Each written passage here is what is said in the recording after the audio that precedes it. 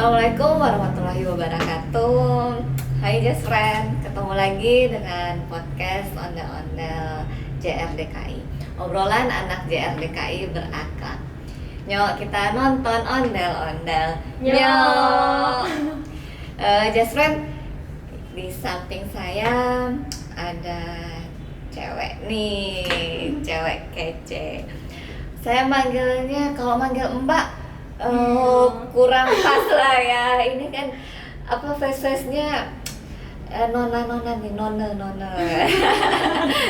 Jadi di sini ada cewek namanya Iren Janis. Apa? Ada marganya kalau nggak salah ya. Tuhumena. Jadi ya sudah, kalau udah dilihat dari namanya udah ketebak dong ya gitu. Iren nih dari mana asalnya. Kita langsung aja ke Nona Iren. Halo Ren. Kalau dari namanya berasal dari berarti Papa Patrilineal Ambon ya. Ambon. Iya. Kalau Mama Toraja. Iya. Perpaduannya jadi kayak gini, Ambon Toraja. Berarti apa ya? Bontar, Bontar, ya bisa. Ya kan, soalnya kalau ada yang namanya tuh Batman itu Batak Manado. Kalau saya Manado, jadi nggak ada singkatannya. Kalau ini nggak ada ya? Enggak sih, Ambon kebetulan Toraja. Iya, Ambon Toraja doang, karena opa oma dua-duanya orang Ambon Toraja. Opanya orang Ambon, omanya orang Toraja dua-duanya. Oh, jadi emang udah campuran juga ya. Ambonnya juga campuran. Iya. Cuman karena itu patrilineal jadi yang kebawa-bawa ya, garis papa ya. Oke. Ren, bergabung dengan Jasa Harja kapan ya? Kebetulan aku baru bulan Oktober tahun ini. Oktober 2021. Oktober. Berarti baru sebulan dong ini ya? Iya, 1 bulan jalan 2 bulan. Nah, 2 bulan. Enak nggak, Ren? Enak dong, masa enak? Awas dong kalau bilang nggak enak. Enggak dong. Terus jadi ini kan, kalau kenapa saya mengundang Nona Iren ke sini, prestasinya banyak, Just Friend. Saya juga kaget sih pas lihat datanya. Wah, saya ngobrol nih sama Kawak Administrasi ini sama Bu dia. Bu, ini Iren prestasinya banyak banget nih Bu. Jadi apa aja nih Ren prestasi yang udah didapat? Kebetulan aku itu atlet karate. Iya. Coba. Kaget ya kan? Karate. Atlet karate. Aku ikut karate itu dari kelas 5 SD. Dari SD. Iya, itu karena ekskul di sekolah, coba-coba. Akhirnya karena pertama kali bertanding langsung juara, ya udah akhirnya Bapak bilang ya udah terusin aja, seriusin kalau emang mau. Kebetulan aku kecil itu emang tomboy, jadi nggak kayak sekarang kayak gini. Emang tomboy banget. Udah tahu dandan. Iya, sekarang udah ngerti dikit-dikit lah. Kan udah ada gebetan. Iya. Ya. Jadi malu. Nah, berarti dari kelas 5 SD terus awalnya langsung kayak ikut klub atau enggak? Enggak, pertamanya karena ada ekskul, kebetulan ada ekskul di sekolah.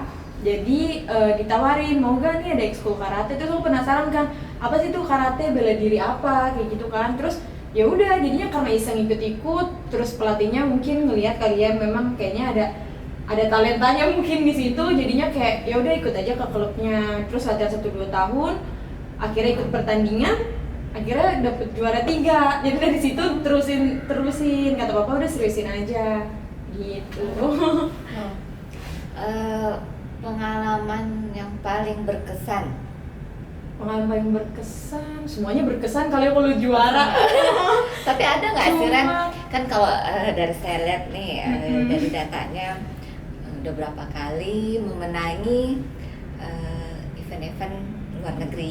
Iya, Pasti ada dong, udah sampai di luar negeri nih, dan beberapa negara, nggak cuma satu negara yang paling gila, berkesan banget. Mungkin kalau dari dalam negeri dulu kali ya, yang nasional. Kalau nasional itu ada namanya Piala Mendagri, itu kejurnas untuk anak-anak junior dan under 21, jadi senior yang umurnya di bawah 21 tahun.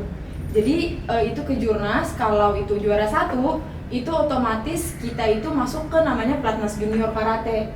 Nah kebetulan aku waktu itu, puji Tuhannya, aku dapat juara 1. Akhirnya aku mewakili Indonesia itu berangkat ke Dubai untuk pertandingan Asia. Gitu. Cuma di Dubai itu ya kan namanya pertandingan ada menang ada kalah. Nah aku belum bisa dapet juara lah di Dubai. Mungkin gitu. juga agak kaget ya. Iya karena kan First pertama time kali ya. ya gitu, jadi mungkin kaget kan. Nah mungkin kalau yang untuk internasionalnya di luar ada beberapa sih. Yang pertama ada di Malaysia. Malaysia itu waktu itu kejuaraan dunia kayak aliran karate gitu kan. Kalau karate ada aliran-aliran Oh iya gitu nih, kan. kan kalau aku lihat nih kan ada apa nih, juara 1 kata perorangan putri, ya itu ya makanya. Iya, jadi kalau karate itu kan ada kata, ada kumite. Nah kalau kumite itu tuh yang fight, yang berantem. Nah kalau yang kata itu dia itu kayak yang seninya, yang indahnya. Dia ngasih tahu gerakan-gerakannya gitu. Ya sesuai lah Jasmine sama orang kan indah ya. Iya gitu. Nah aku itu yang kata, aku bukan yang berantem. Nah terus waktu itu ada kejuaraan dunia gitu di Malaysia. Nah itu puji Tuhan aku dapet juara 1. Itu finalnya lawan orang Jepang. Itu berkesan karena kan karate itu dari Jepang ya. Jadi kita bisa ngalahin tuan rumahnya, ibaratnya itu tuh kayak ada rasa bangga gitu. Terus apalagi saat kalau kita menang di luar negeri kan otomatis bendera merah putih dikibarin kan, terus Indonesia raya Jadi merinding gitu. Iya, jadi terharu gitu, nangis. Mungkin itu berkesan. Terus yang kedua itu yang terakhir. Ini pertandingan terjauh aku kali ya, karena itu tandingnya waktu itu di Swiss tahun 2019 akhir. Itu puji Tuhan dapet juara 2. Juara 2 nih. Iya. Juara 2. Gitu. Jadi Indonesia benderaannya berkibar lah ya di Swiss ya. Iya. Nangis nggak Ren? Terharu sih pasti, nggak bisa dibohongin. Mungkin kalau kita tahan-tahan tetap aja matanya pasti keluar sendiri. Ini aja cerita Jasmine udah basah-basah. Tanya ada tisu nggak? Terharu Ya, orang kita nonton aja ya pertandingan gitu badminton tuh kan yang seru gitu. Iya. Terus bendera Indonesia itu ini tuh kayaknya kok kayak mau nangis jadinya. Iya, Apalagi yang langsung, apalagi apalagi yang membawa sampai bendera Indonesia Iya, berkibar di luar negeri. Jadi dari yang Piala Mendagri itu Iya. awalnya ya. awal mulanya banget akhirnya Jadi naik terus. itu yang dari situ terus langsung jadinya masuk Iya betul. ke ini ya. Iya, jadi masuk Platda gitu. Ke Lada terus dikirim ke Ke Malaysia luar, itu. iya. Ke Dubai. Ke Dubai. Iya. Ke Dubai. Ya masih SD ya itu ya. SMP kelas SMP. 2 apa naik SMP kelas 3 gitu. First time-nya ikut kejuaraan di luar negeri, terus masih ukuran SMP ya deg-degan ya nggak apa-apa ya pengalaman Pengalaman yang penting, pengalaman yang penting. Nah, kalau tadi kita udah ngomong yang ini nih, yang berkesan, yang indah-indahnya, Iya, yang iya. menarik. Ada nggak merasakan yang sedih atau enggak kayak kecewa banget gitu? Ada ya, pasti ada dong. Di mana-mana ada senang, ada suka, ada duka gitu kan pasti. Nah kalau dukanya mungkin karena aku dari SD kebetulan kan sampai SMA, mungkin aku nggak ngerasain kayak anak-anak muda lainnya gitu. Kayak kan kalau anak-anak lain kayak SMA apalagi bisa main sama teman-temannya. Nah kalau aku nggak bisa, aku jadwalnya pokoknya pagi bangun, pergi ke sekolah, pulang berangkat latihan, malam ngerjain tugas, tidur, besokannya gitu lagi. Jadi rutinitasnya gitu terus. Mungkin sedihnya gitu kali ya, karena nggak bisa mengalami apa yang teman-teman seumuran aku mungkin alami. Akunya nggak bisa ngalamin kayak gitu. Terus kalau kecewanya mungkin ya kalau kita kayak udah latihan lama terus nggak dapet juara, mungkin kecewa gitu kali ya. Mungkin kayak aduh perjuangannya udah panjang banget tapi kok nggak bisa dapet nomor, nggak bisa dapet juara, mungkin gitu sih. Pernah nggak? Pernah dong. Yang di mana Pernah. nih? Ikut kejuaraan yang di mana? Kejuaraan itu yang Dubai itu Yang karena kan yang Dubai. pertama kali kan, karena pikirannya kayak wah nih harus ngasih yang terbaik nih. Ya ternyata tapi ya Tuhan berkata lain. Mungkin kita nggak ada yang tahu kan. Ya belum bisa dapet nomor ya, kecewanya sedih-sedih gitu deh pokoknya. Nangis nggak waktu itu? Nggak dapet juara? Oh, aku kalah. Enggak yang nangis kayak gitu sih, karena kayak emang selalu, karena kalau selalu diomongin sama papa mama kayak menang kalah itu biasa di dalam pertandingan. Jadi yang penting kita kasih yang terbaik, sisanya biarin aja Tuhan yang ngatur. Jadi emang setiap main itu ya nothing tulus aja gitu, kayak ya udah main aja yang terbaik, sisanya biarin Tuhan yang ngatur gitu. Jadi inilah ya, udah belajar ini ikhlas. Iya. Gitu ya. Terus ini kan dari sekolahnya tuh gimana tuh Ran? Karena kan nih otomatis kan sering di klub, apalagi gabung di pelatihan, jadi kan sering-sering nggak masuk, sering izin sekolahnya.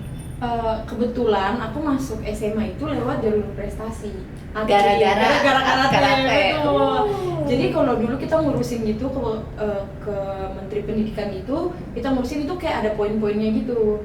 Nah kebetulan aku itu dapat poinnya itu bagus. Jadi aku bisa milih SMA di mana aja aku mau. Wow. Gitu. Nah kebetulan aku masuk di SMA Negeri 1 Jakarta. Seman 1 Jakarta. Jadi karena aku masuknya pakai jalur prestasi, otomatis orang-orang sekolah jadinya juga udah tahu kalau aku ini atlet. Dan emang dari awal pasti udah dibilangin kalau bakal sering di-spend untuk latihan TC-TC itu kan biasa kita berbulan-bulan kan latihan, maksudnya nggak masuk sekolah, nggak bisa masuk sekolah. Jadi dikurung lah ya, yang training center gitu kan. Jadinya kita dari awal udah ngomong ke kepala sekolah gitu kalau emang bakal sering kemungkinan gak masuk sekolah gitu, atau mungkin masuk sekolah tapi pulangnya cepet karena harus latihan. Jadi orang-orang sekolah gitu pasti udah mengerti kayak gitu. Nah terus berlanjut ke kuliah juga gitu, masuknya juga karena sih jalur prestasi karate ini juga. Kuliah di Trisakti, iya aku kuliah di Trisakti. Nah kebetulan emang di Trisakti ini dia memang nyari atlet-atlet gitu. Jadi aku di kuliah aku itu satu kelas isinya atlet semua. Oh. Iya, jadi kita beda dari kelas reguler. Jadi ada atlet basket, ada atlet bulu tangkis, dan benar-benar emang support sama si kaprodinya. Iya, kaprodinya emang benar-benar support atlet. Kayak dari jadwal kuliahnya aja itu kita mulai jam 8 pagi, paling sore itu jam 3 karena kaprodinya udah tahu jam 4 itu jadwalnya atlet latihan. Jadi bener-bener udah dibikin. Jadi kalau semuanya kayak ada PON, ada SEA Games, terus ternyata yang di satu kelas itu atlet semua dan ikut kosong dong kelasnya. Iya. Suka gitu, kadang banyak yang nggak masuk, atau kalau tim basket lagi pergi kan, ya pasti banyak kali 5 orang nanti nggak masuk kelas gitu. Banyak sering terjadi karena kelasnya sepi karena pada TC semua pada bertanding. Seru ya.